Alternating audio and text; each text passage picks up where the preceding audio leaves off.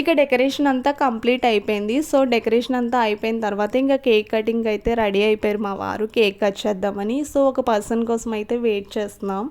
ఇక్కడ చూడండి మేము కామెడీ చేసుకుంటూ ఉంటున్నాం. ఎందుకు అనుకుంటున్నారా? అక్కడ చూడండి ఇద్దరు కళ్ళజోడులు పెట్టుకొని అన్నదమ్ముళ్ళు ఎలా నిల్చున్నారో. మీకు ఏమనిపిస్తుందో కామెంట్ చేయండి. అలాగే మా వారికి హ్యాపీ బర్త్డే అని కూడా కామెంట్ చేయండి. చాలా హ్యాపీగా అయితే ఫీల్ అవుతారు.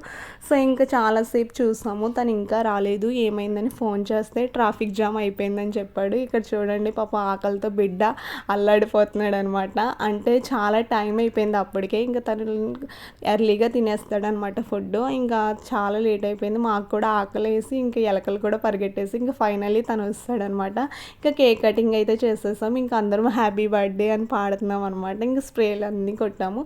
చాలా హ్యాపీగా అయితే ఫీల్ అయ్యాను. ఎందుకంటే ఆ మూమెంట్ చాలా బాగుంటుంది కదా. ఇయర్లీ ఒకసారే కదండి బర్త్డే వచ్చేది.